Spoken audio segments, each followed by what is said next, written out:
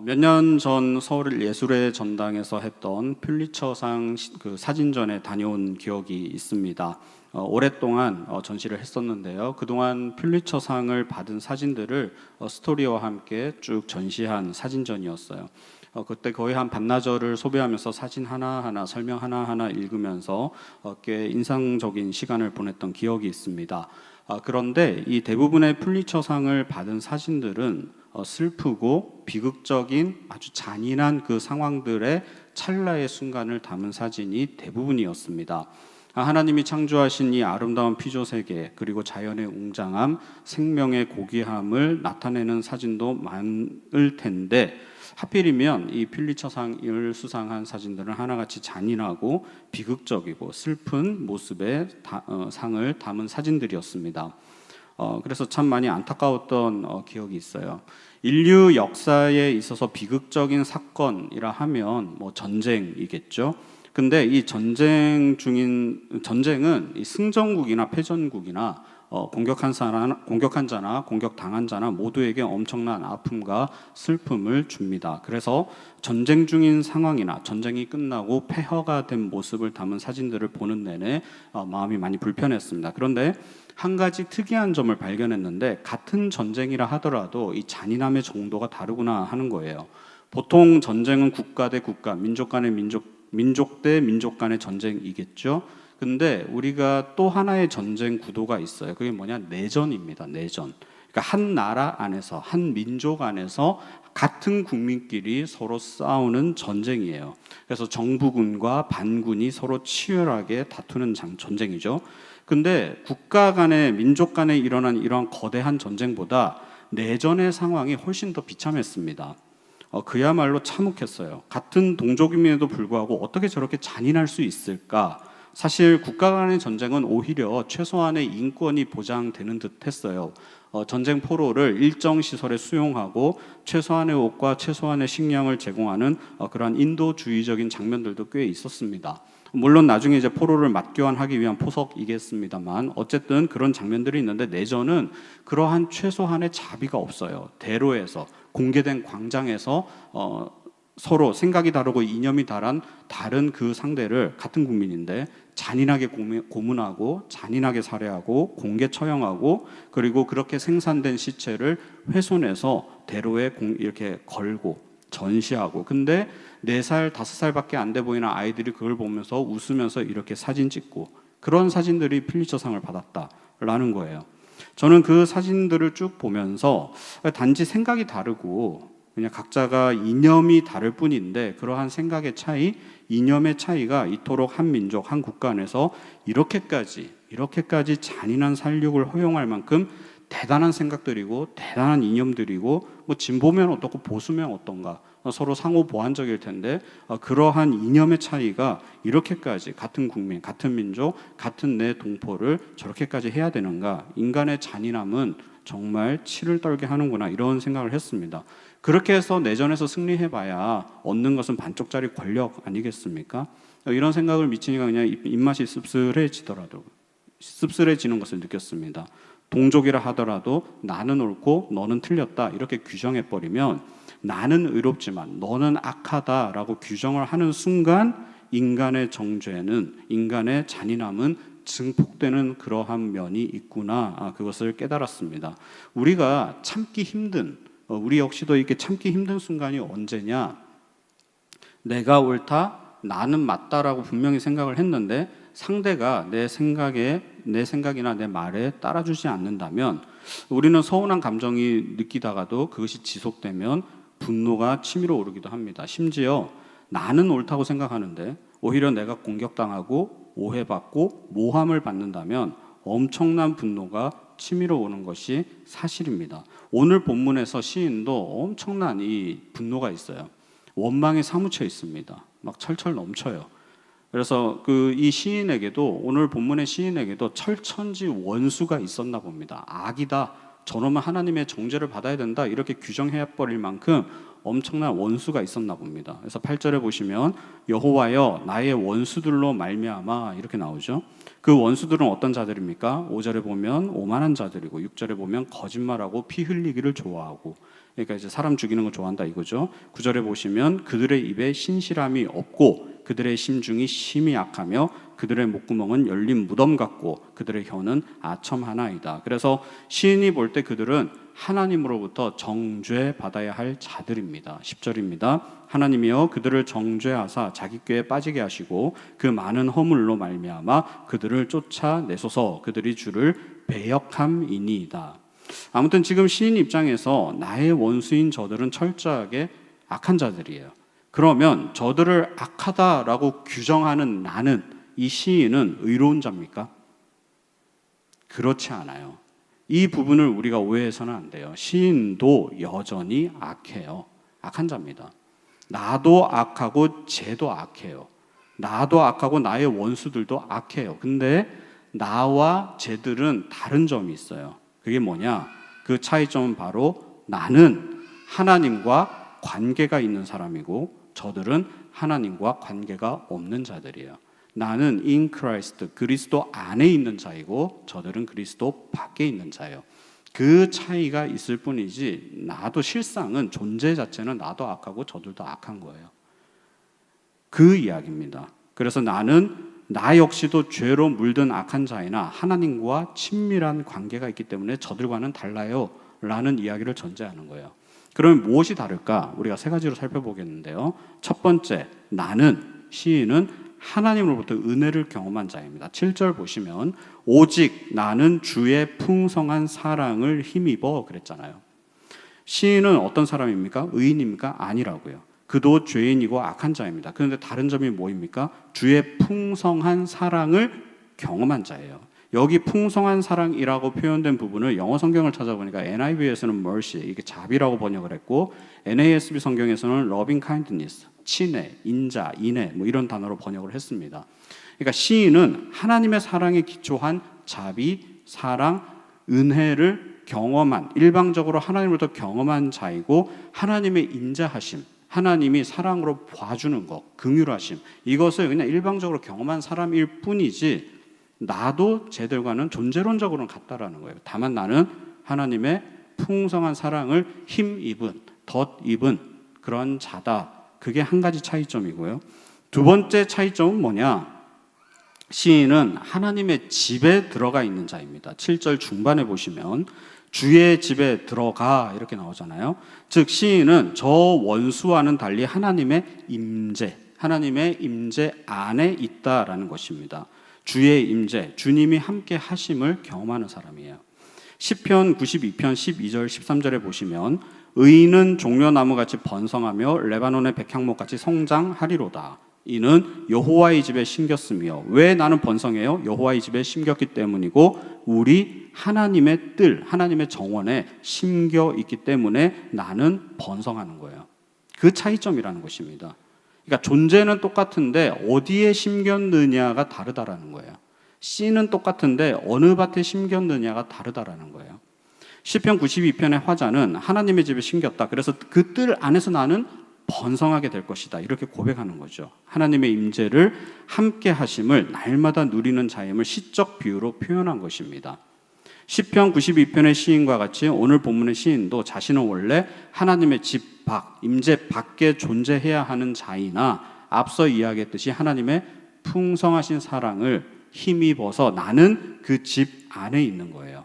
그래서 하나님의 임재 안에 머무는 엄청난 은혜를 누리고 있다라는 것입니다. 마지막 세 번째 다른 점은 뭐냐? 그래서 그는 하나님을 경외할 줄 아는 자입니다. 7절 하반절을 보시면 주를 경외함으로 이렇게 나오죠. 여기서 경외라는 단어는 하나님을 두려워하다입니다. 무서워서 두들겨 팰까봐 혼날까봐 공포스러워서 벌벌 떠는 두려움이 아니고 온 우주 만물의 주인이시고 창조주이신 그 엄청난 스케일 앞에 내가 압도당하는 것을 경외라 그래요. 그래서 그분의 권능과 주권을 인정할 수밖에 없고 피조물인과 동시에 허물로 죄로 영원히 멸망할 수밖에 없는 나는 그 앞에 엎드려질 수밖에 없는 그 압도당함입니다. 우리가 나이아가라 폭포와 같이 이렇게 엄청난 폭포를 보면 그 자연 광경을 보면 경외심이 들죠. 그 경외심은 여러 가지 감정을 동반하죠. 만약에 그 밑에 내가 있다고 생각하면 뭐 얄짤없어 죽어요. 뭐 어떻게 거기서 빠져나옵니까? 죽어요. 그건 두려움이죠. 동시에 뭐예요? 웅장해요. 스케일이 엄청나요. 아, 이 자연은 엄청나구나. 한낱 인간이 어떻게 할 수 있는 게 아니구나. 또 거기에 압도당해요. 그걸 갖다 우린 경외라 그래요. 무슨 말인지 아시겠죠? 그런 나는 하나님께 경외하는 자다. 하나님을 두려워하는 자다. 그분의 주권을 인정할 수밖에 없는 자다라고 고백하는 거예요. 근데 하나님이 가장 가증스럽게 여기는 게 뭔지 아십니까? 하나님이 가장 가증스럽게 여기는 건 무신론입니다.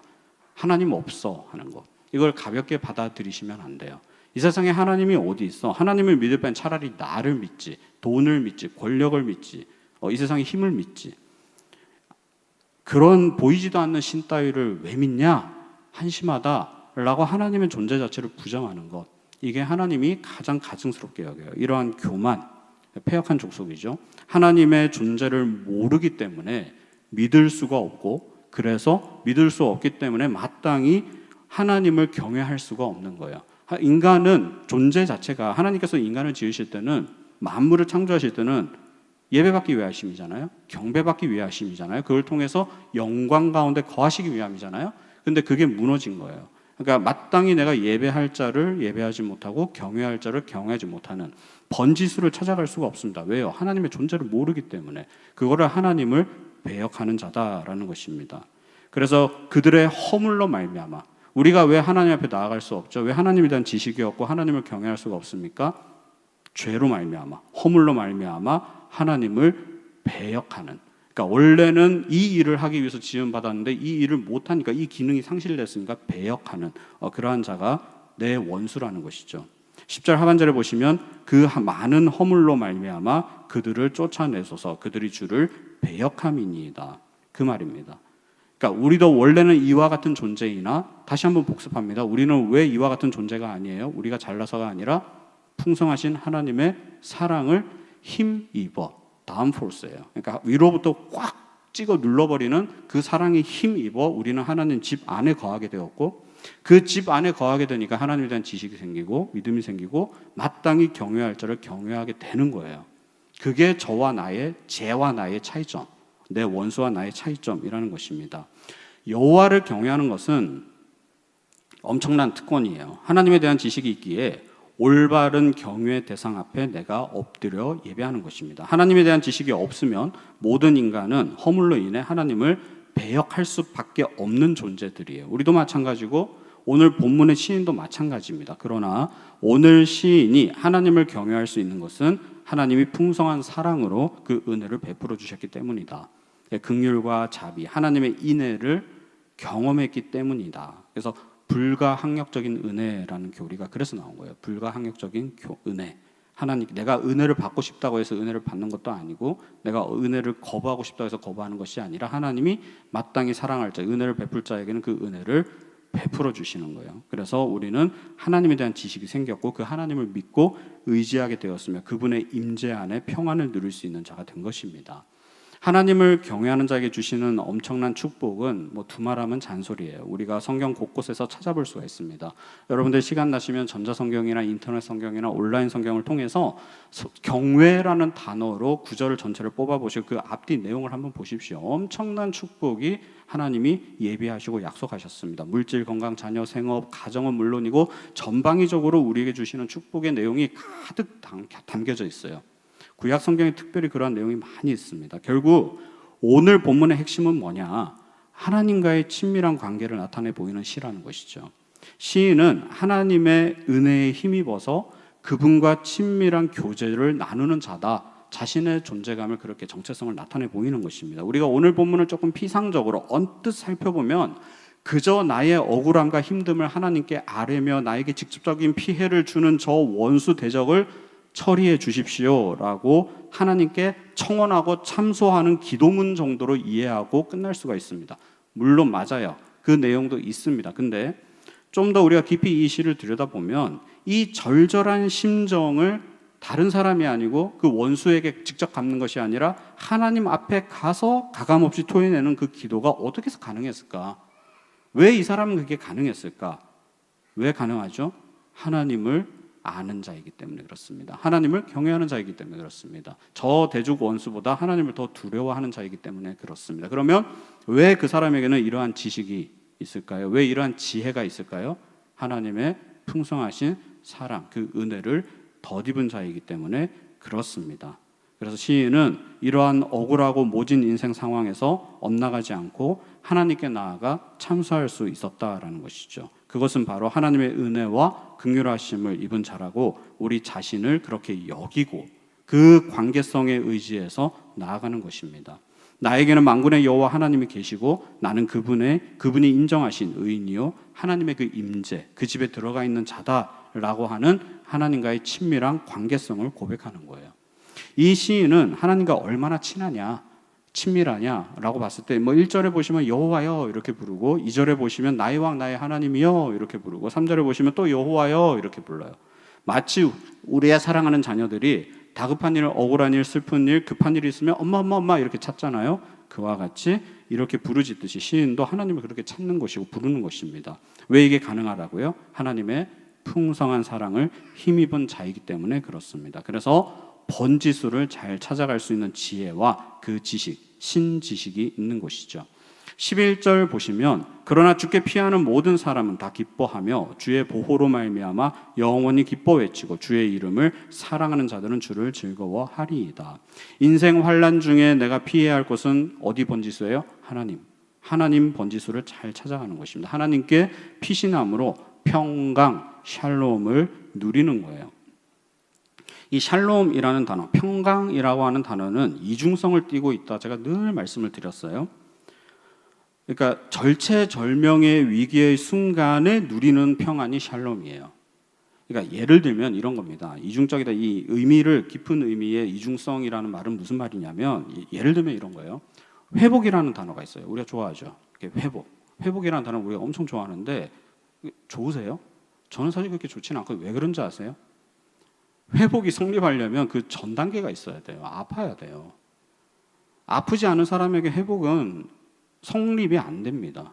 그렇죠? 제가 지금 말장난을 하는 것이 아니라 의미를 한번 생각을 해보세요. 그 띠임을 생각해 보면 회복이라는 단어가 이렇게 만만한 단어가 아니에요. 그럼 난 그전에는 어떤 상태였던 거야? 이렇게 되는 거예요. 아픈 순간이죠. 고통스러운 순간, 신음하는 순간입니다. 그 눌린 상황에서 하나님이 회복시켜 주시는 거죠. 그렇죠? 이게 의미의 이중성이에요. 평강이라는 단어가 딱 그렇습니다.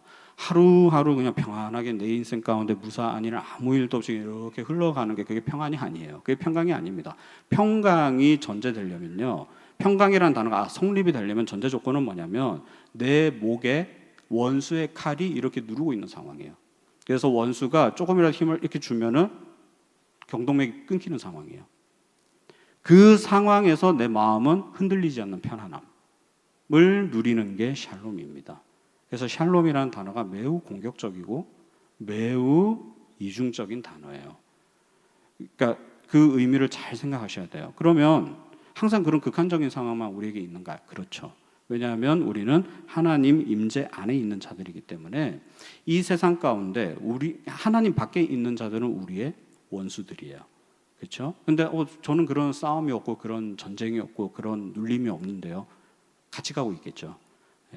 그러니까 연어가 강을 거슬러 올라가는데 저항이 없는 건 거짓말이잖아요. 근데 어떤 연어가 나는 저항이 없던데 쉽던데 그건 뭐예요? 강 따라 내려가는 거죠. 그러니까 우리가 믿음을 가지고 이 땅 가운데서 하나님의 의로운 자라 여기고 나를 의의 병기로 드릴 때는 왜 그렇게 전쟁이 없겠습니까? 왜 싸움이 없고 왜 시련이 없고 왜 시험과 유혹이 없겠습니까? 근데 그러한 눌림 상황 속에서도 내 마음은 자유함을 누리는 거예요. 그게 평강, 샬롬입니다. 그러면 이 평강은 어떻게 누리는 거예요? 나 평강을 누려야지. 자기 체면 거울 보면서 나 오늘 하루 평안할 거야. 나 괜찮아. 할 수 있어. 이렇게 자기 체면을 걸면 되냐? 되겠죠. 잠깐의 어떤 그런 마약 효과는 있겠지만 그러나 근본적인 치유는 되지 않아요. 나도 슬프고 힘들고 눌리는 상황이지만 내가 주체할 수 없는 평안과 자유함이 찾아오는, 그러니까 위로부터 부어지는 그 힘, 그게 평강입니다. 그래서 샬롬이라는 단어도 은혜와 속성은 똑같아요. 은혜는 뭐예요? 마땅히 은혜를 줄 자가 그 받을 사람에게 그냥 주는 거잖아요, 그죠? 일방적으로 그 선물이라 그러잖아요. 샬롬도 마찬가지예요. 이 절체절명의 위기의 순간에서 내가 무슨 수로 그걸 벗어납니까? 내가 어떤 힘으로, 내가 무슨 힘이 있어서 그걸 벗어나요? 근데 어쨌든 저쨌든 내 마음은 어때요? 평안해요. 그건 뭐예요? 위로부터 부어주는 하나님의 능력이에요. 그것도 다운 포스예요. 위로부터 꽉 찍어 눌러주시는 하나님의 은혜, 그게 평강입니다. 그렇기 때문에 우리는 그 평강의 하나님을 내 상황이 어떠하든 내 존재가 어떠하든 우리는 뭐만 하면 돼요. 번지수만 찾아가면 되는 거예요. 벌거벗고 있든 좋은 옷을 입고 있든 아니면 상처가 나든 심지어 심한 상처로 출혈이 심하든 어떻든 기어서라도 우리는 번지수를 찾아가기만 하면 되는 거예요. 그게 평강을 경험하는, 하나님의 보호하심을 경험하는, 그래서 기뻐하게 되는 유일한 방편이다라는 것입니다. 그리고 더 나아가서 내 안에 존재하는 죄성과 악함으로부터 보호해 주시는 하나님의 능력을 날마다 경험할 수 있게 되는 것이에요. 12절입니다. 여호와여 주는 의인에게 복을 주시고 방패로함과 같이 은혜로 그를 호위하시리이다. 하나님께 의롭다 칭하여 주신 의인에게는 복을 주시는데 방패로 함과 같이 우리를 지켜주시는 복. 자, 하나님은 의롭다 칭하여 주신 우리 같은 의인에게 주시는 복이 있는데 그게 뭐냐? 방패로 함과 같이 우리를 지켜주신다. 나를 지켜주신다. 그러니까 내 안에 잠재적으로 존재하는 악으로부터도 지켜주시는 거예요. 우리는 항상 외부의 적만 생각하죠. 큰 적 또한 우리 안에 있습니다. 죄성으로 말미암아 여전히 번민하고 죄에 눌려 신음하는 우리 연약함이 있죠. 그렇죠? 그것으로부터 넘어지지 않도록 우리를 지켜주신다라는 것입니다. 그래서 11절에 의하면 외부 대적 원수로부터도 보호해 주신과 동시에 12절에 의하면 내 안에 잠재하는 악한 세력으로부터도 우리를 지켜주시는 은혜를 누린다라는 것이죠. 사랑하는 성도 여러분, 우리는 이 시간 우리가 기도하기 위해서 모였습니다. 우리가 주의 보좌 앞에 나아갈 때는 무엇으로 나아가죠? 우리의 자격인가요? 아니면 우리의 어떠함인가요? 여러분들의 어떤 커리어인가요? 아니면 우리의 행위, 우리의 의로움, 우리의 신앙 경력? 결코 아니죠. 그저 나를 구원하시고 품어주신 그 십자가, 그 사랑을 믿으며 우리가 나아가는 것이죠. 오직 완전하신 그 은혜, 십자가의 보혈의 능력으로 그 사랑 힘입어 나아갑니다. 그러면 하나님은 반드시 우리의 기도를 간구를 들어주시고 회복, 부흥을 허락하여 주신다라는 것이죠. 우리가 그런 자들이에요. 하나님의 엄청난 은혜와 사랑을 경험한 자들이기에 우리는 두렵고 떨리지만 그분 보좌 앞에 담대히 나아가 아빠, 아버지라 친밀하게 부르며 내 상태가 어떠하든 내 안에 욕과 저주의 감정이 가득하고 분노와 원한이 사무친 감정이 가득하더라도 그 모습 그대로 주님 앞에 나아가 참소할 때 그 기도를 들으시고 응답해 주시는 하나님이 우리의 아버지가 되시고 그 하나님이 우리를 의롭다 칭하여 주셨기에 우리는 오늘 시인과 같이 주의 의로 나를 인도하소서, 주의 의로 나를 인도하소서, 이러한 깊은 고백이 내 마음 깊은 곳에서 영혼 가운데서 진짜 터져 나오게 되는 것이죠. 이러한 믿음의 고백으로 이 시간 주님과 친밀한 교제를 나누며 우리가 드리는 모든 기도가 하나님께 상달되고 응답받는 은총과 능력이 함께 하시기를 주의 이름으로 축원합니다. 이 시간 우리 예수 피를 힘입어 주의 보좌로 나아갈 때 우리 같이 찬양하시고 기도하시겠습니다.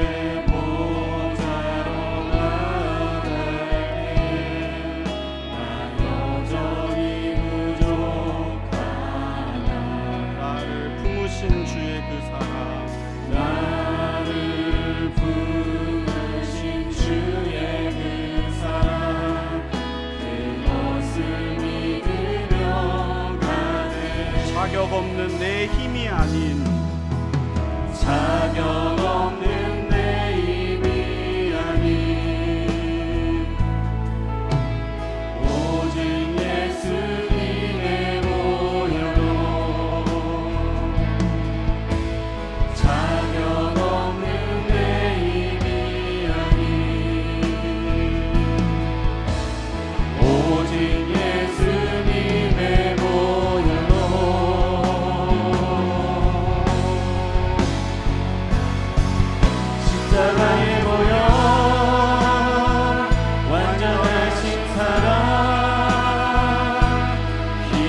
나갑니다.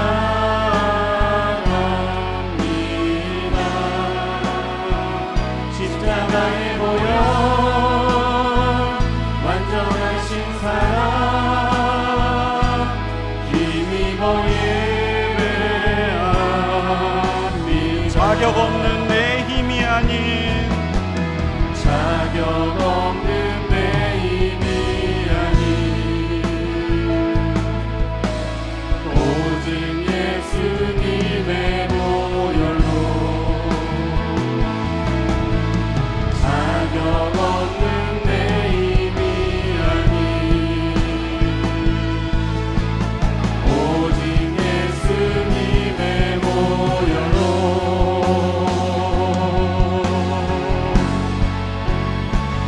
십자가의 보혈 완전하신 사랑 힘입어 나갑니다.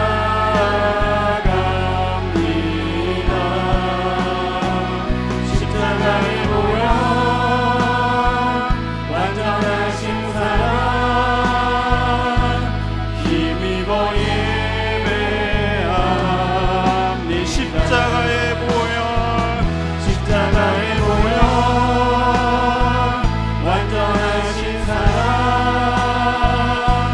힘입어 나갑니다. 십자가의 보혈 완전하신 사랑 힘입어 예배합니다. 우리 앞에 있는 기도 제목을 함께 읽고 기도의 자리로 나아가겠습니다. 하나님의 풍성한 사랑과 은혜를 힘입어 날마다 주를 경외함으로 하나님의 보호하심과 평강을 누리게 하소서. 삶의 모든 자리에서 오직 주님만을 의지하며 주님과 친밀한 교제를 나누며 주님과 동행하는 기쁨이 넘치게 하소서. 우리의 신실한 기도에 응답하여 주시고 모든 영적 싸움에서 승리하게 하소서. 이 시간 말씀을 생각하시면서 우리 같이 합심하여 기도하겠습니다. 아버지